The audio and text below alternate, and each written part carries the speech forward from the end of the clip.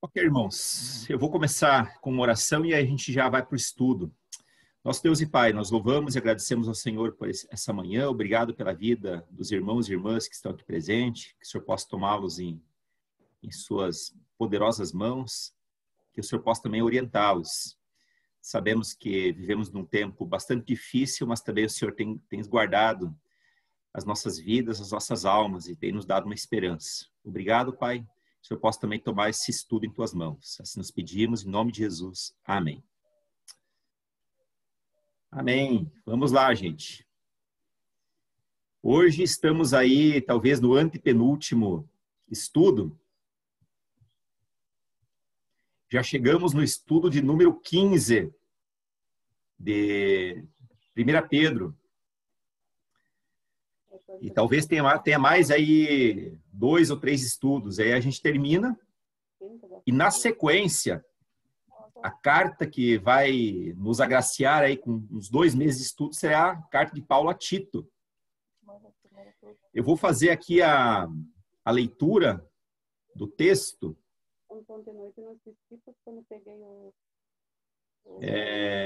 Eu estou ouvindo alguma voz de fundo. Eu vou pedir mais uma vez que quem tiver o seu microfone ligado, por gentileza, desligue. E assim que você precisar falar ou coisa assim, aí você reconecta. Tudo bem? Bom, 1 Pedro 4, dos versos 12 ao 19, diz o seguinte: Amados, não se surpreendam com o fogo que surge entre vocês para os provar, como se algo estranho lhes estivesse acontecendo. Mas alegrem-se à medida que participam dos sofrimentos de Cristo, para que também, quando a sua glória for revelada, vocês exultem com grande alegria. Se vocês são insultados por causa do nome de Cristo, felizes são vocês, pois o Espírito da glória, o Espírito de Deus repousa sobre vocês.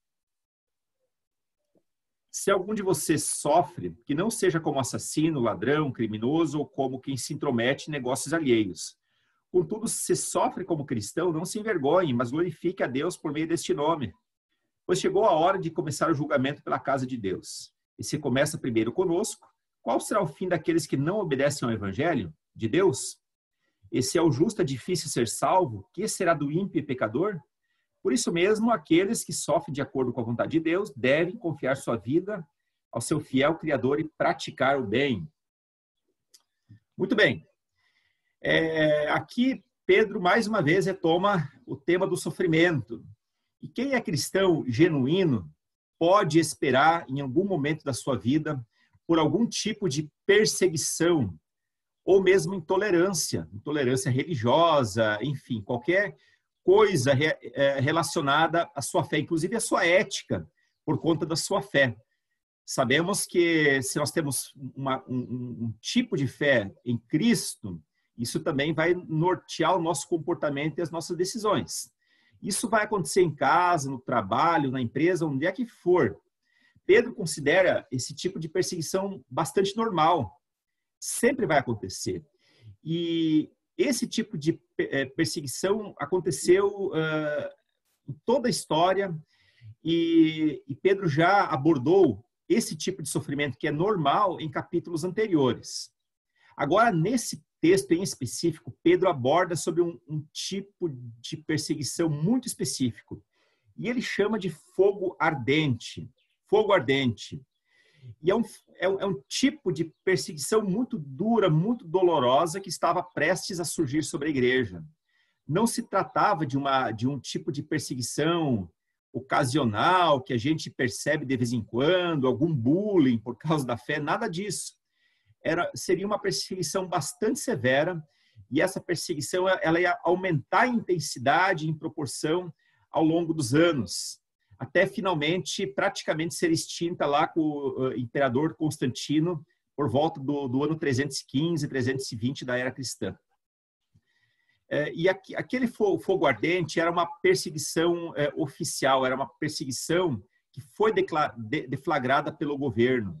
Até o momento, os romanos eles toleravam tranquilamente os cristãos, pois os romanos consideravam que os cristãos faziam parte de alguma seita, algum ramo judaico. E os judeus eles tinham ampla liberdade de culto, enfim, no templo, ou mesmo nas sinagogas. Essa atitude, ela mudaria quando o fogo da perseguição fosse aceso por Nero. Sabemos que Nero incendiou a cidade e pôs a culpa nos cristãos. E dali surgiu uma grande perseguição. Corpos de cristãos iluminavam os pátios do palácio real naquele período. E aqui o objetivo de Pedro, com essa sessão em específico, de 12 a 19, é instruir cristãos sobre a perseguição. Que tipo de comportamento que eles poderiam esperar. E assim ele vai dar 4 instruções básicas sobre perseguição e sobre o sofrimento que é causado por esse tipo de perseguição. Ele diz assim, podemos entender que temos que esperar pelo sofrimento. O sofrimento vai chegar em algum momento. Temos que também, olha só, nos alegrar com o sofrimento. Queremos nos alegrar com coisas boas, não é mesmo?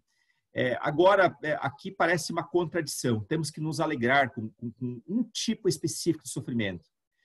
Precisamos nos examinar e, por fim, nos entregar a Deus. E aí ele começa o verso 12 dizendo: amados, não se surpreendam com o fogo que surge entre vocês para os provar, como se algo estranho estivesse acontecendo. Isso não é estranho. Antes de retomar o tema do sofrimento, interessante, Pedro chama os membros da igreja de amados. Olha, quando alguém está no sofrimento, quando alguém está passando por um período de doença ou mesmo de luto, você chamar aquela pessoa de amada, de querida, de dar palavras de afirmação. Isso traz um grande consolo para a pessoa. E isso ajuda a preparar a pessoa para um momento de dor, porque ela sabe que está sendo amparada.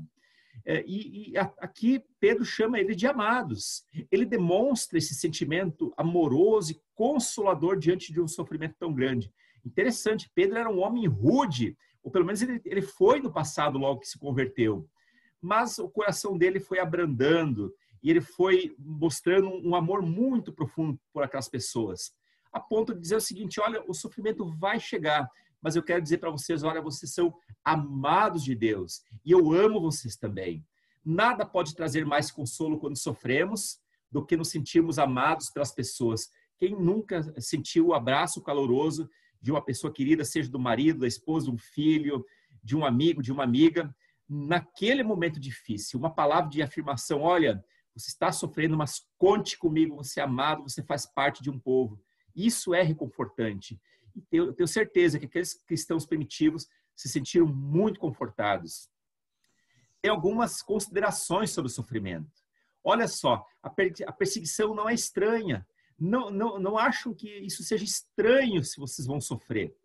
A perseguição ela não é algo extraordinário aos cristãos. Se os cristãos primitivos eles fossem encarar o sofrimento ou a perseguição como algo estranho, talvez eles pudessem pensar que algo não estava correto com as promessas de Deus.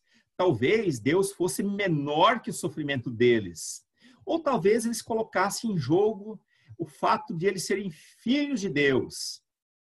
Eles poderiam temer até que algo maligno fosse mais forte do que a própria proteção de Deus. E nada disso. Deus é todo-poderoso e Deus permite perseguições com um propósito bastante específico. E isso é muito importante no nosso tempo, século XXI, em que há muitas igrejas sendo proliferadas por aí, dizendo que o cristão não tem que sofrer, que Jesus ele levou todos os pecados, então ninguém precisa sofrer.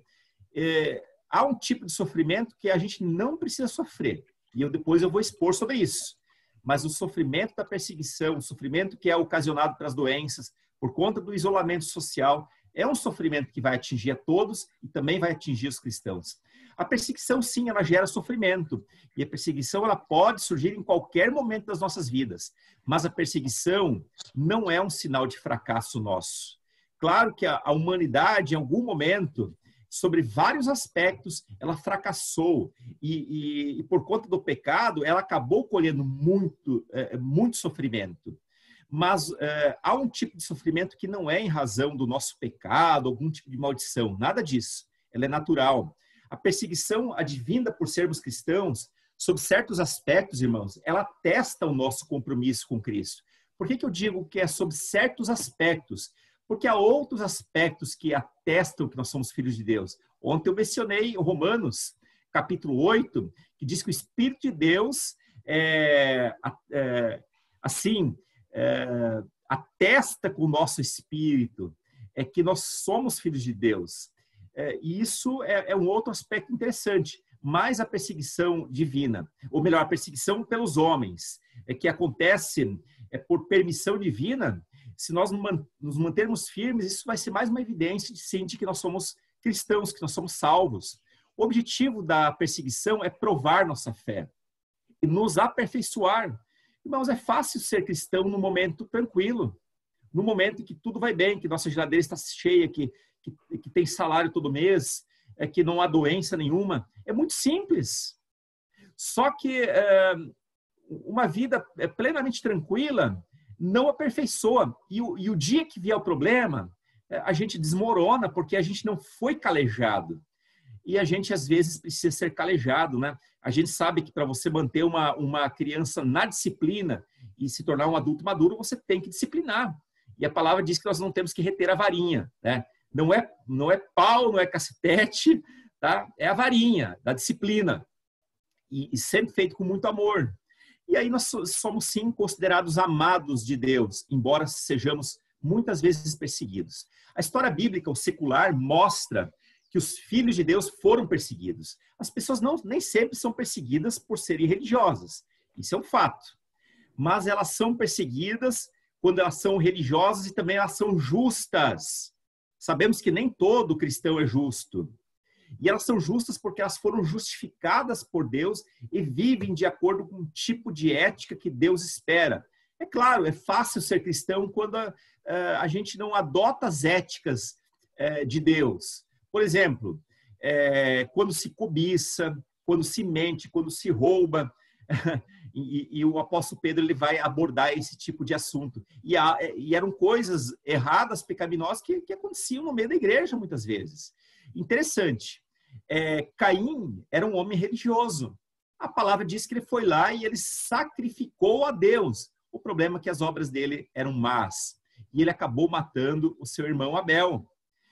Outra coisa, os fariseus eram homens profundamente religiosos. E ontem eu mencionei um fariseu que era um homem, pelo menos aparentemente justo. Mas eles eram religiosos, no entanto, eles crucificaram Jesus. Então, a religião em si, ela não resguarda a gente de cometer o erro.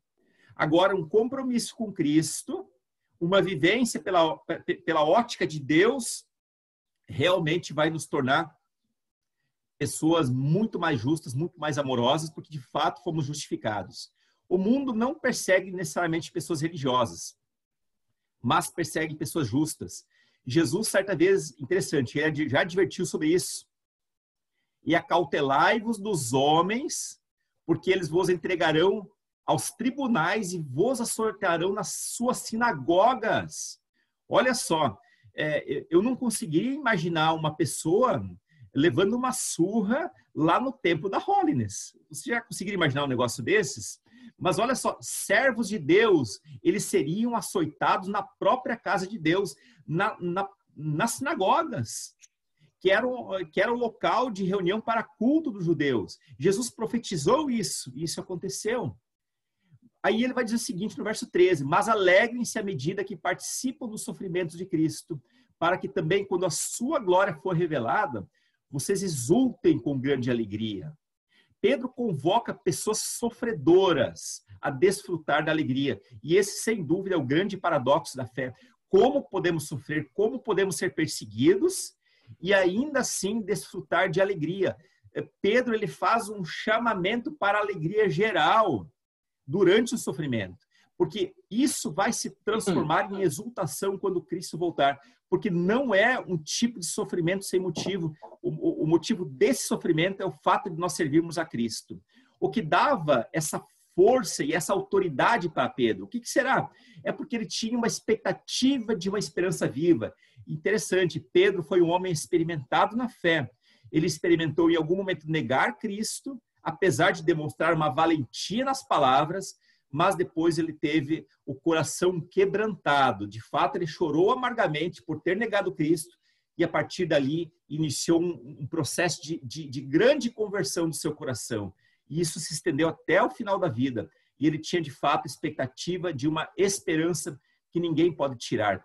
Tanto Pedro quanto João tiveram essa experiência de terem sofrido por amor a Cristo. E isso é dito deles.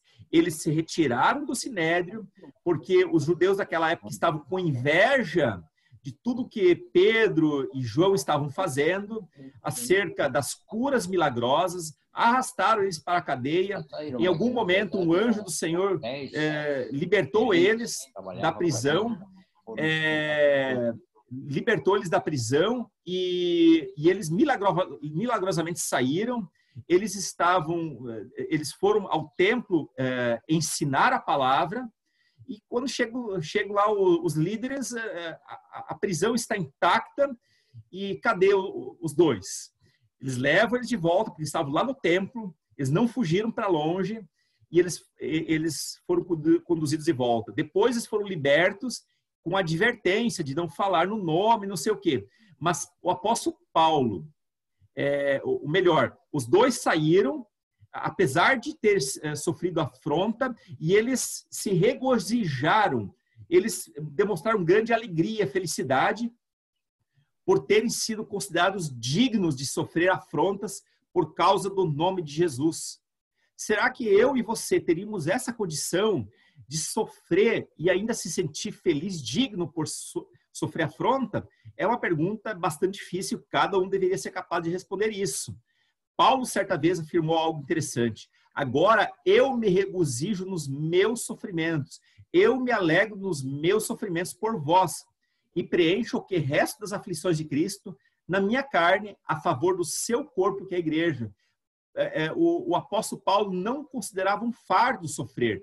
Pelo contrário, por conta do crescimento, do estabelecimento da igreja, ele considerava justo, digno, e ele se sentia feliz por sofrer açoites e outros tipos de sofrimento por amor a Cristo.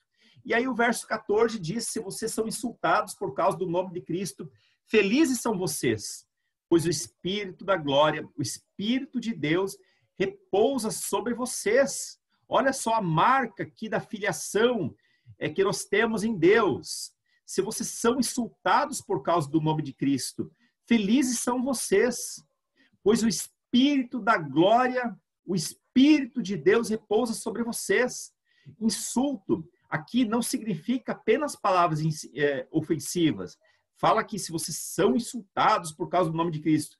Então, insulto não significa apenas uma palavra ofensiva, mas ela significa um tratamento vexatório, quando alguém humilha você por amor a Cristo, porque você ama Cristo.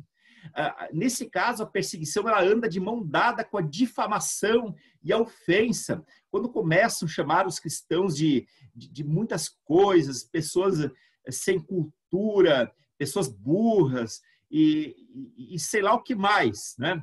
Então, é muito mais do que uma palavra, mas é algo muito vexatório, algo que machuca a alma. E ainda assim, o apóstolo Pedro diz o seguinte: vocês são insultados por nome de Cristo, felizes são vocês. A gente não consegue, às vezes, suportar um tratamento que causa vexame a gente, né? Mas quando isso tem uma relação com Cristo, aí sim nós podemos sim nos sentirmos felizes, porque a marca de Cristo está em nossas vidas. O selo do Espírito Santo repousa sobre nós. Ser insultado por causa do amor que sentimos por Cristo não deve causar vergonha. Outras coisas sim, mas deve causar felicidade, porque, mais uma vez, o atestado de que o Espírito de Deus está sobre nós. Quando Pedro diz que o Espírito de Deus repousa sobre nós, significa que o Espírito Santo permanece conosco. Ele não abandona a gente no momento de aflição. Ele marca a cada um de nós com a sua graça e ele atua em nosso meio, nos dando encorajamento e consolo para passarmos por aquela situação que humanamente ela se apresenta desesperadora. Desesperadora. Refere-se também à promessa de Jesus de que receberiam a assistência especial do Espírito Santo. Jesus certa vez falou, eu vou, mas eu envio a vocês o Espírito Santo. Olha só, e o Espírito Santo, ele está conosco hoje, nos consolando, diante das questões mais simples da vida, até aos dramas mais complexos. Principalmente se isso tem relação com uma causa justa e Cristo. Nem sempre, às vezes, por conta de uma aflição, por conta de Cristo, mas por conta de um abalo à saúde, por causa de um abalo financeiro, ou mesmo político. Tudo bem? Agora eu gostaria de passar a bola para vocês, eu gostaria de ouvi-los um pouco, tá? O que mais, irmão e irmã, faz você sofrer? O que mais faz você sofrer? Ou o que mais tem feito você sofrer na sua vida por ser cristão? E outra, você já foi perseguido por ser cristão? Pode ser ter sido uma perseguição sutil, uma perseguição mais vigorosa, mais acalorada, mas você já se sentiu assim? Conte um pouquinho da sua experiência, gostaria de ouvir. Não importa se ela for antiga ou se for mais recente, tá? Se você for participar, tem que acionar o seu microfone, tudo bem? E principalmente, o que você fez para contornar esse momento difícil?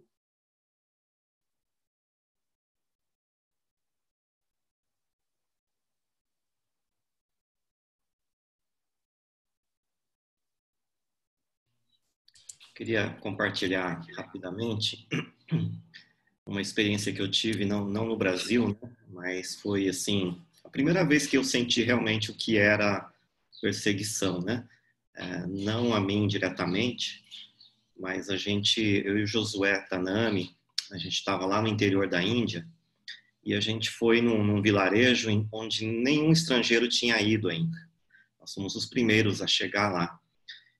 Mas era um vilarejo já evangelizado, né? Indianos evangelizaram lá. E o indiano que nos encaminhou para lá, ele recebeu ameaça de morte pelo celular, por SMS, né? Falando que ele tinha enviado estrangeiros lá para o interior, para o vilarejo, e estava recebendo ameaças de morte, né? E aí essa pessoa veio conversar com a gente, tudo, mostrou lá as mensagens, né? E foi assim, é uma situação bem complicada, né? Por causa do evangelho, tudo. Aquele dia a gente orou por ele, né? Oramos no meio da rua, assim, na frente de todo mundo mesmo. Foi quando a gente aprendeu a orar num contexto de perseguição, né? Quando a gente está num lugar de perseguição, a gente não fecha o olho, junta as mãos e ora, né? A gente fica com os olhos abertos, bem atentos, né? E como se estivesse conversando com a outra pessoa, não, mas estamos conversando com Deus, né? Então a gente olhava para ele, eu orava em português, então eu podia falar qualquer palavra, né? Sem problema nenhum, né? Mas assim, é uma situação, né? Que a gente só amenizou depois da oração, quando a gente buscou a Deus, quando a gente orou, ele falou assim, olha, não se preocupem, eu confio no nosso Deus, né? E ele vai nos guardar, e ele vai guardar a minha vida.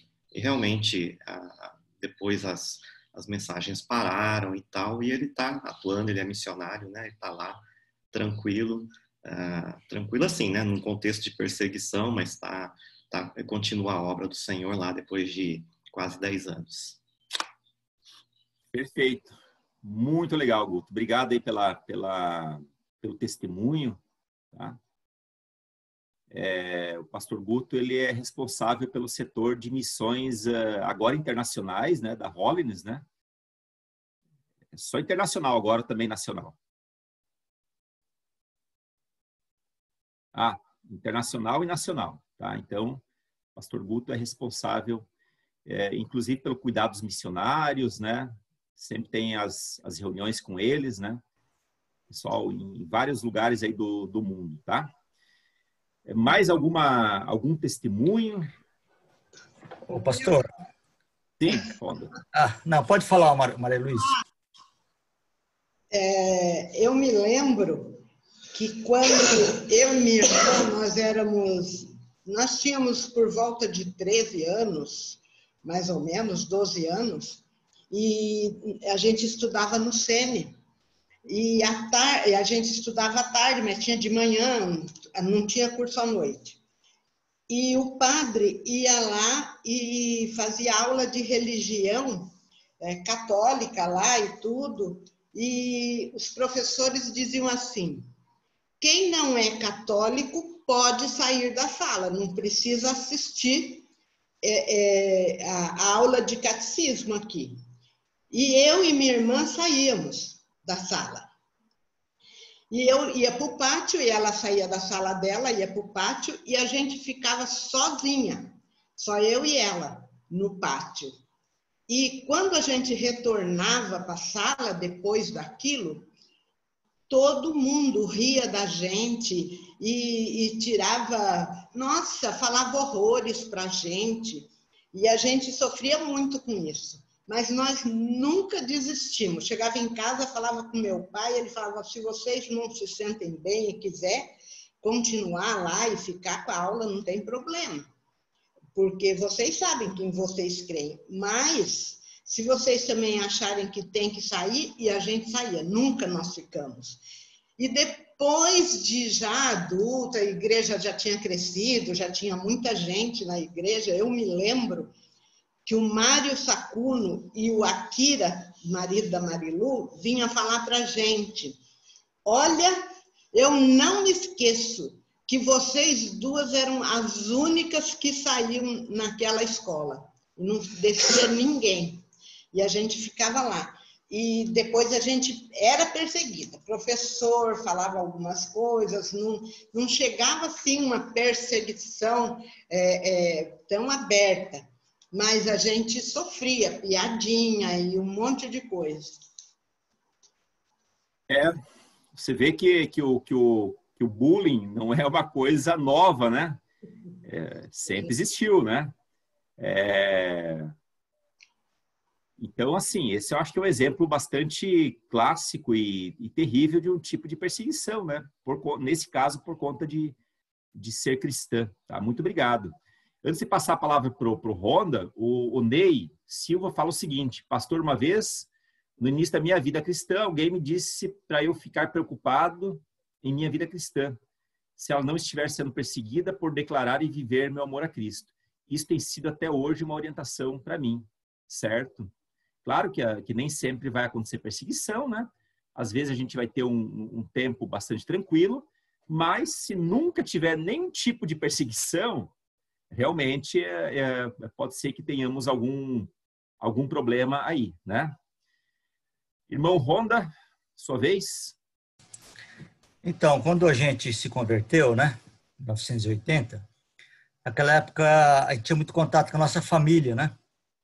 Todos morando em Pompeia, a gente jantava junto, final de semana almoçava junto, sábado à noite, domingo. E quando a gente se converteu, começou na igreja, culto, escola dominical, reuniões, e os meus pais começaram a sentir muito isso.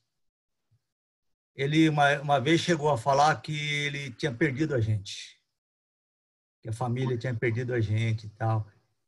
E a gente começou a mudar, começou a dar outro tipo de atenção para isso, porque durante muito tempo a gente não percebeu isso, né? No entusiasmo da conversão, não é?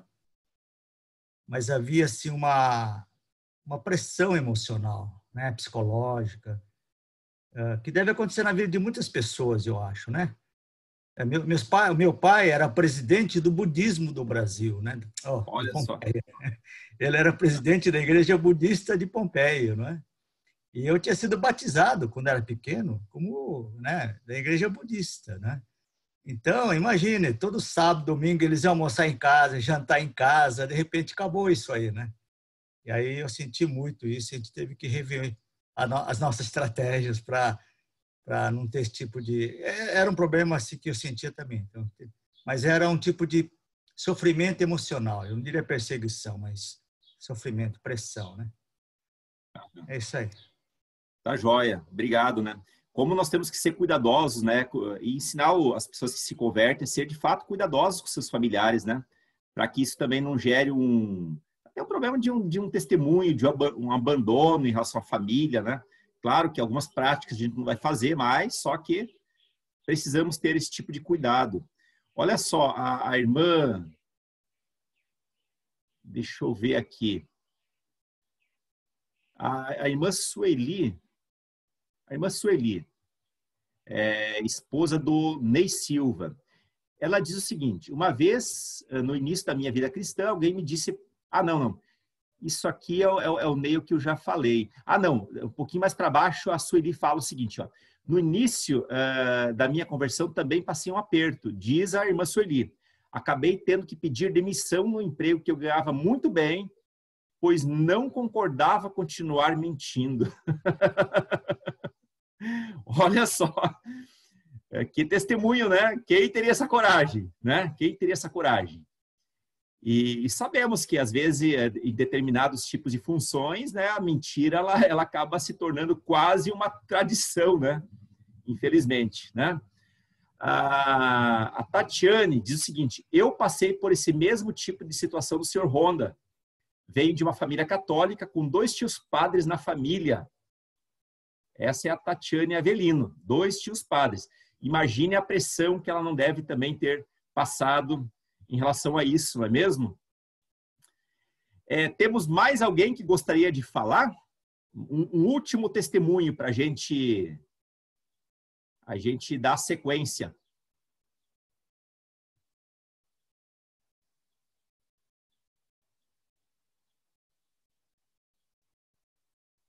Bom, então eu vou fazer o compartilhamento de tela aqui, para nós darmos sequência. Irmãos, muito obrigado, tá?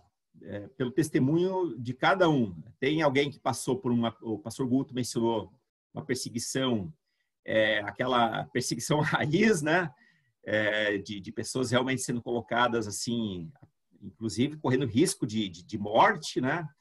Tivemos o testemunho do Ney, o testemunho da Sueli, que pediu demissão, o testemunho da Tatiane, né? Cujos tios são padres, deve ter sofrido perseguição, e do Honda, por conta de uma família budista. Cada um aí tem as suas características bastante próprias de perseguição, e que esse texto ele acaba se encaixando perfeitamente. Aí o verso, nós vamos agora começar, ou melhor, dar seguimento ao verso 15. Se algum de vocês sofre, que não seja como assassino, ladrão, criminoso, ou malfeitor, ou como quem se intromete em negócios alheios. Pedro está falando para a igreja. E ele diz, se alguém de vocês sofre, que não seja por conta dessas coisas tão terríveis. Quando estamos na fornalha da perseguição e do sofrimento, as coisas podem ser vistas com melhor clareza. E aí nós somos chamados a examinar a própria vida. No momento de perseguição, nós conseguimos examinar melhor a nossa vida, inclusive o nosso ministério. Interessante, não precisa nem ser uma perseguição. Uma prova que traz um sofrimento, por exemplo, estar na cama de um hospital por conta de alguma doença, alguma cirurgia, né? Nós não temos paciência, às vezes, para parar no dia, dar atenção para as pessoas, para ter um momento mais acalorado, sempre estamos correndo atrás da máquina, somos pessoas irritadas, não temos paciência com nada. Aí a gente cai na cama do hospital, nós nos tornamos o quê? Pacientes. Nós temos que ter paciência ali, para passar aquele tempo. E ali a gente, às vezes, acaba reavaliando a própria vida, o próprio ministério, porque a gente percebe que a vida é algo tão finito, muito frágil, e numa situação de hospital isso se torna muito mais evidente.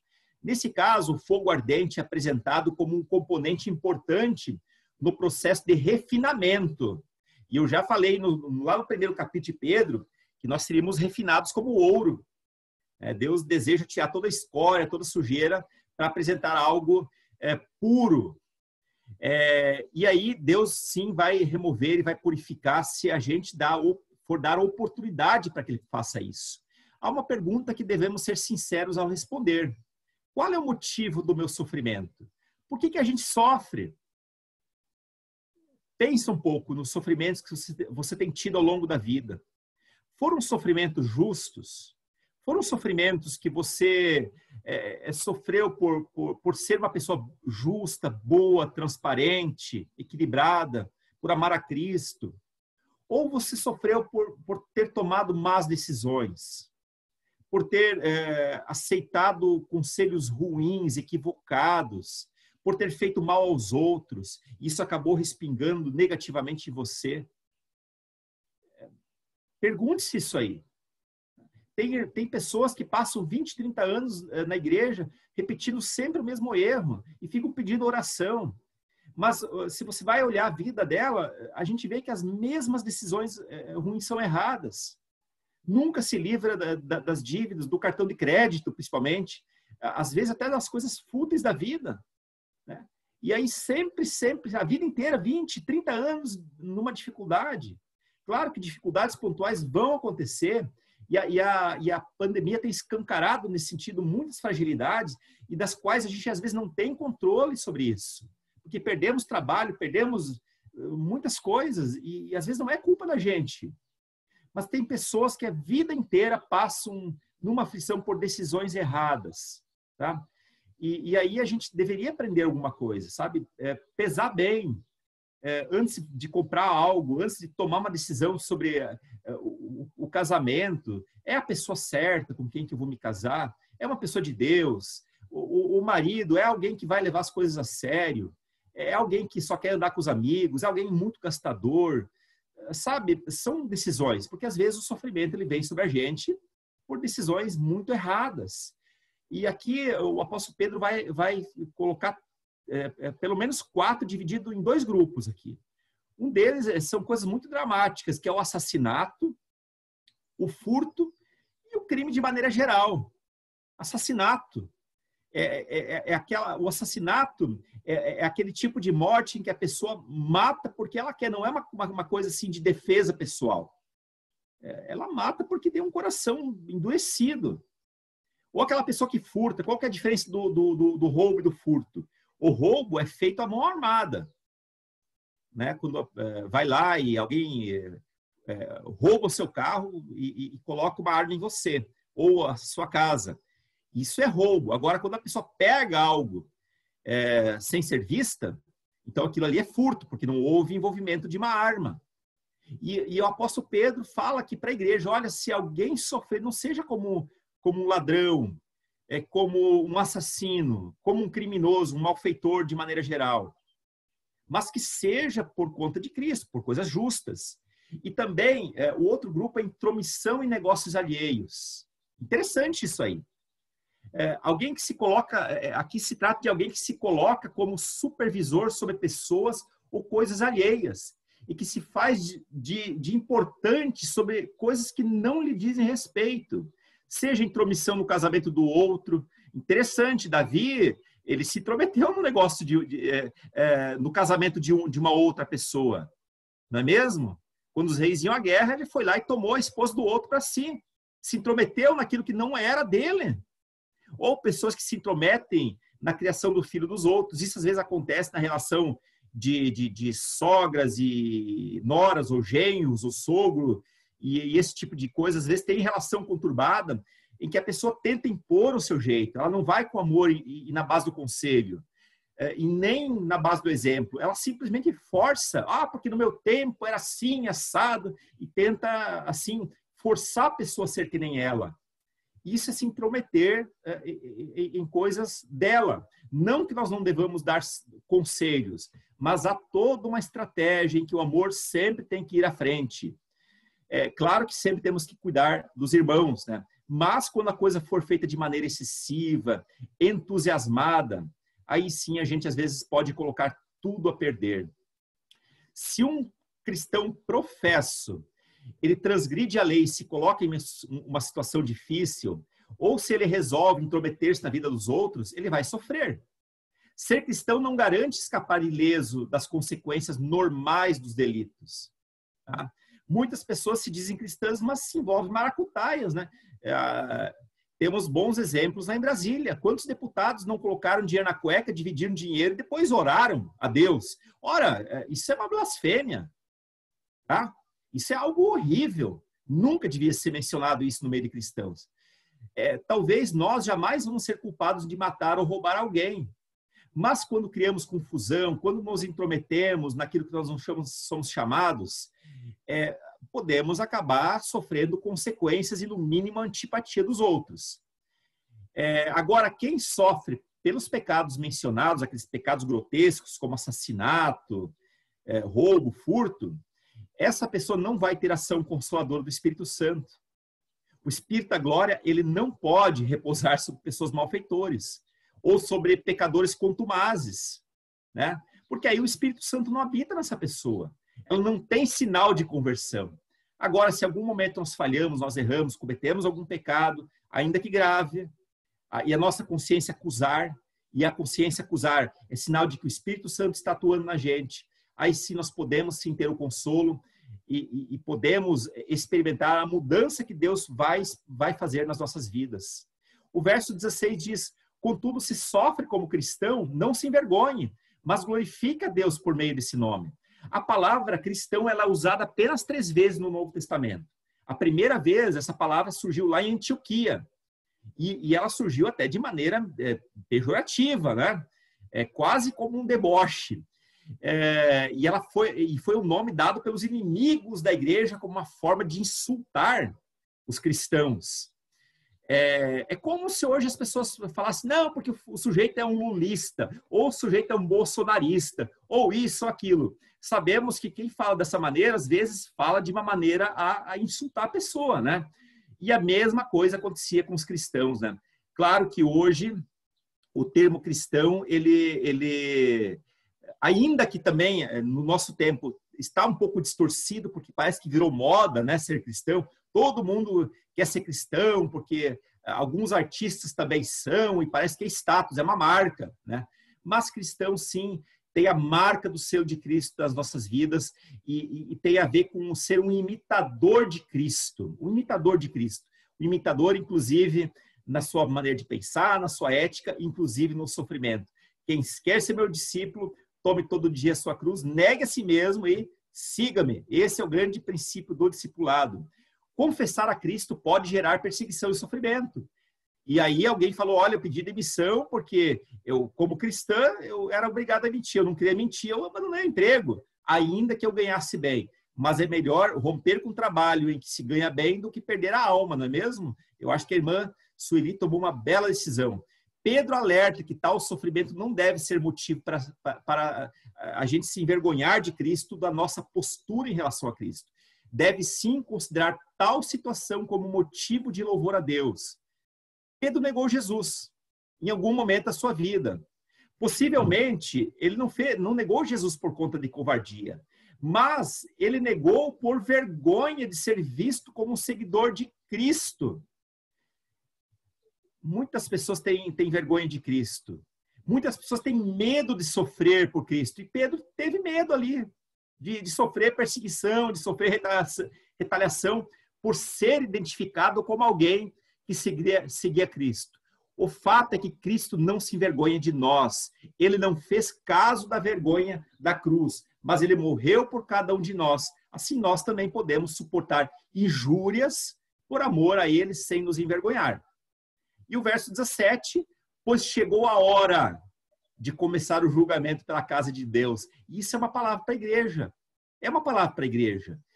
E aí Pedro diz, se começa primeiro com a gente, conosco, qual será o fim daqueles que não obedecem ao evangelho de Deus? Chegou a hora de começar o julgamento pela casa de Deus.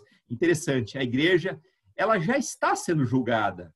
Ela foi julgada muitas vezes na história. E aqui, provavelmente, Pedro tinha em mente 2 textos do Antigo Testamento. Ezequiel 9:5 se fala de um juízo de punição que vem sobre o povo de Deus por causa do pecado. Ontem eu mencionei sobre a visão do vale de ossos secos, porque o povo, apesar de estar vivendo um legalismo, eles não tinham vida espiritual, o povo judeu, e eles eram comparados a um vale de ossos secos, tá? Porque eles haviam idolatrado, eles haviam pecado, eles haviam abandonado a Deus, dividido a honra de Deus com ídolos e tantas outras coisas mais. Eram comparados a um vale de ossos secos. Aí o vento do Espírito Santo precisava soprar sobre aquelas pessoas e começar a juntar juntas e tudo mais para transformar aquilo num ser vivo de novo e que viesse a glorificar a Deus. esse tempo que a gente vive é um tempo de juízo, como foi no passado, no qual Deus pune os pecados da humanidade e também a rebeldia contra ele. Uma vez que Deus é absolutamente justo, e ele é justo sempre. Por isso que Pedro chama os irmãos da igreja primitiva lá de amados. O juízo de Deus, ele vai sobre toda a humanidade, mas Deus, por ser justo, ele não poupa a igreja e ele não poupa um filho isolado. Tá? Ele não poupa. Ainda que sejamos filhos de Deus. Se nós pecamos em algum momento, nós vamos ser castigados. E se nós não pecarmos, queridos, se nós não pecarmos e tivermos consciência disso, e a perseguição ainda assim ela vier sobre a gente, é porque Deus tem um propósito, no sentido de nos dar musculatura espiritual para que a gente possa enfrentar situações cada vez mais difíceis.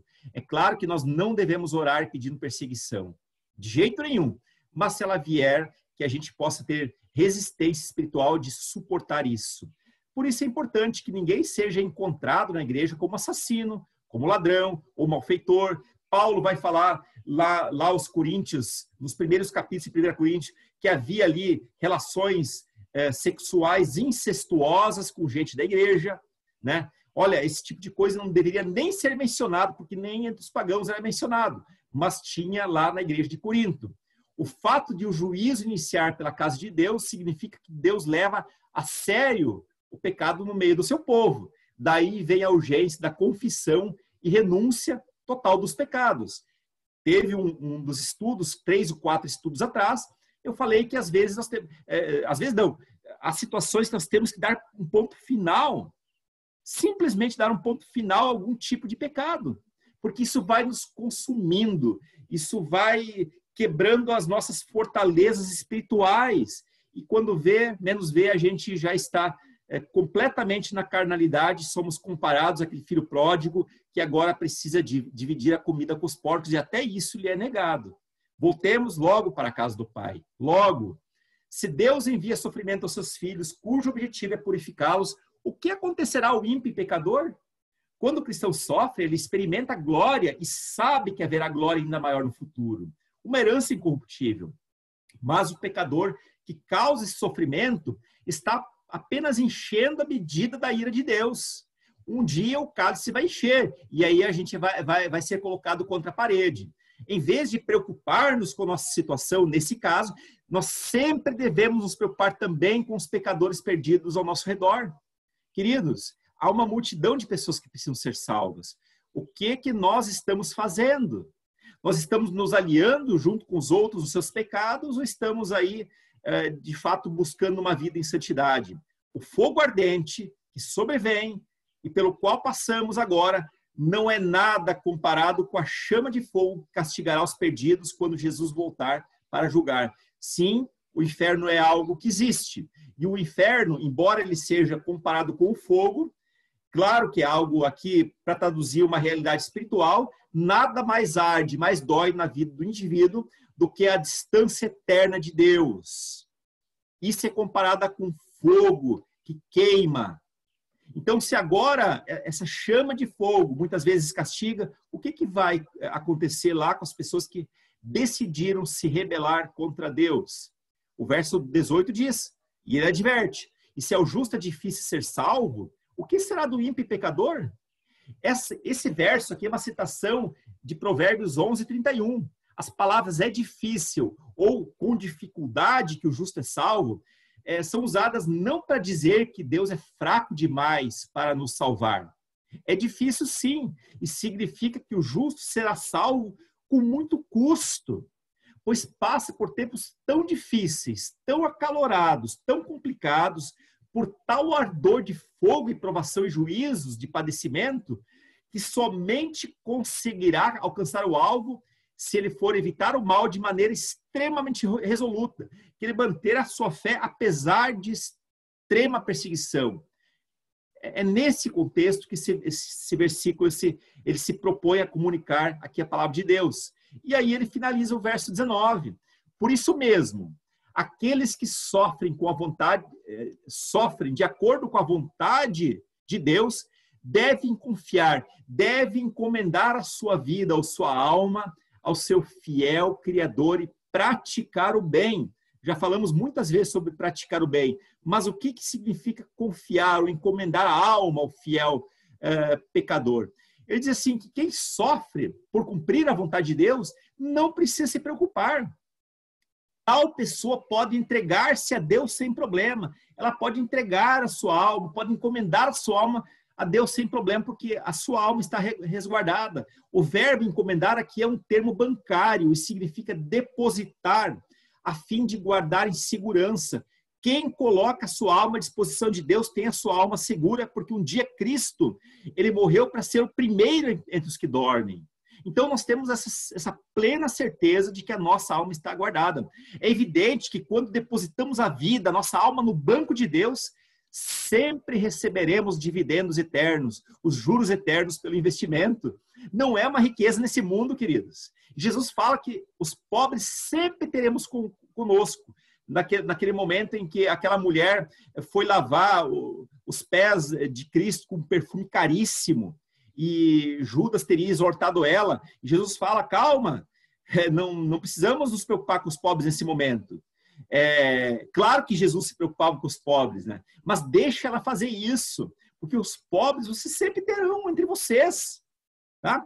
A riqueza espiritual, aquilo que Deus nos dará como garantia, é uma vida eterna repleta de graça e sem sofrimento. Lá em Apocalipse, no final do livro, diz que o último inimigo a ser destruído é a morte, e muito mais do que isso, queridos. Toda lágrima será enxugada, porque as primeiras coisas são passadas. Toda lágrima, não haverá mais morte, não haverá dor, não haverá mais nada dessas coisas que nos tiram a alegria. Porque as primeiras coisas são passadas e eis que tudo se fez novo. A alma que designa a vida interior do ser humano. Quando nós encomendamos a alma a Deus, nós colocamos aos pés de Deus todos os nossos sentimentos, todos os nossos humores, tudo aquilo que dói na gente, tudo aquilo que irrita a gente. Também nós colocamos todas as nossas esperanças, todos os nossos anseios, todos os nossos temores, nós colocamos o nosso casamento, nós colocamos nossos conflitos, nós colocamos a nossa saúde e inclusive a nossa morte aos pés de Deus, porque sabemos que a nossa morte ela vai se transformar em vida eterna quando nós saímos desse mundo, porque nós recebemos Jesus como nosso único e suficiente Salvador. Quem se encontra em meio ao sofrimento é convidado a entregar a alma com toda a tranquilidade a Deus. Eu escrevi aqui intranquilidade, não, mas é tranquilidade a Deus, tá? Vocês corrijam depois aí. Os não salvos, e aqui uma frasezinha, os não salvos têm um presente controlado pelo passado. Nós lembramos do passado com tristeza, com mágoa, se odeia as pessoas lá no passado, se lamenta decisões do passado. Porque os não salvos têm uma existência toda ela controlada pelo passado, isso vai interferir no seu futuro. Os cristãos, irmãos, eles têm uma existência controlada pelo futuro, porque sabemos que Deus tem algo guardado até o dia final. Nós não precisamos ter receio de que nada disso será perdido, sobretudo a nossa alma. Sobretudo a nossa alma. E assim seguimos praticando o bem, que é isso que hoje aprendemos que nós devemos esperar pelo sofrimento. Faz parte da nossa vida. Nós temos que nos alegrar com o sofrimento. Nós temos que nos examinar a nós mesmos e ver se o sofrimento ele é um sofrimento justo ou ele é derivado de escolhas ruins. Sobretudo, somos amados por Deus e nada que venha acontecer a nós pode mudar esse fato. Agora, eu quero ouvir de você. O que Deus ensinou, o que Deus falou para você por meio desse estudo.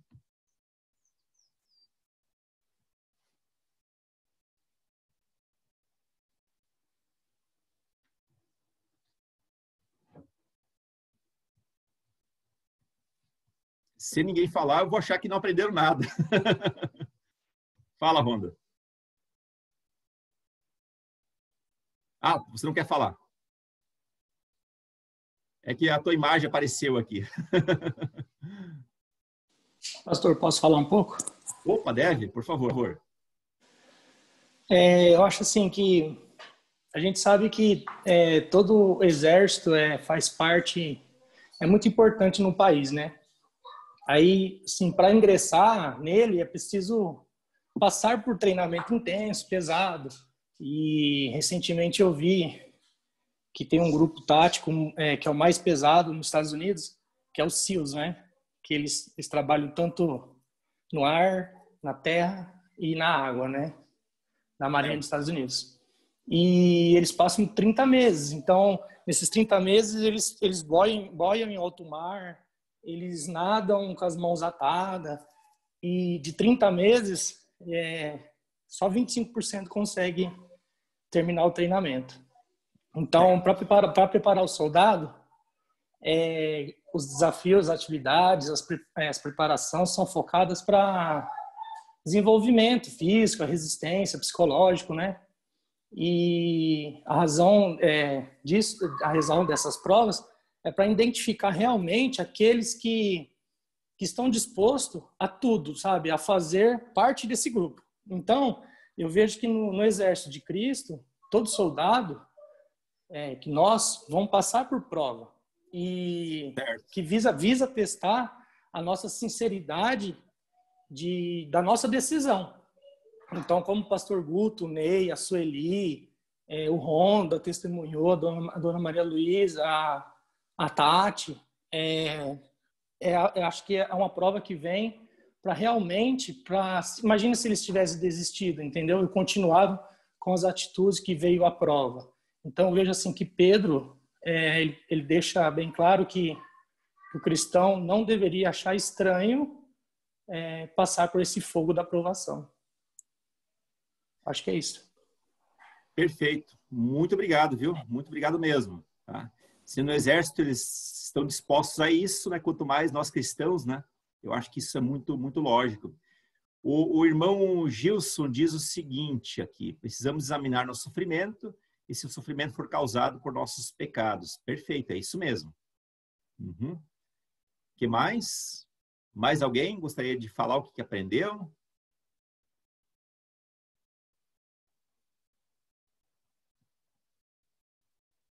O que Deus falou com você por meio desse estudo?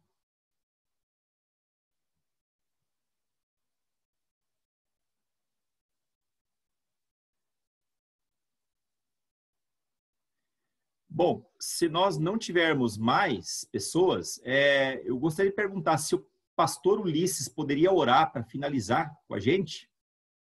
Se é possível, pastor Ulisses. Vai ter que acionar o teu microfone lá, tá?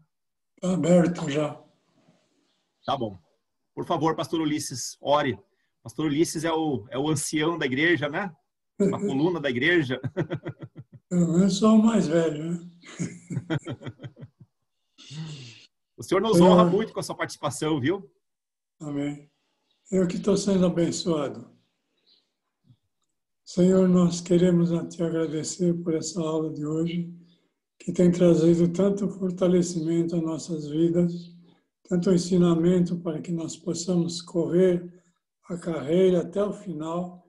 Nós sabemos que força não temos muito mais física, mas temos a tua força espiritual, o desejo de acertar, de conseguir alcançar a vitória que tu tens proposto para nós. Que todos nós possamos nos dedicar ao estudo da tua palavra e a crescer nesse estudo. Não seja apenas um estar estudando, mas estar colocando em prática cada item, cada passagem, porque toda a Escritura foi inspirada para isso, para nos dar crescimento espiritual e nos levar à vitória em Cristo Jesus. Te agradecemos por mais essa aula e abençoamos o domingo em nome do Senhor Jesus. Amém. Amém, irmãos. Obrigado, Deus abençoe a todos e até a próxima semana, se Deus permitir. Amém. Amém. Tchau. Bom domingo. Obrigada, pastor. Onde desliga? Onde que é? Não, sim, no lugar mesmo.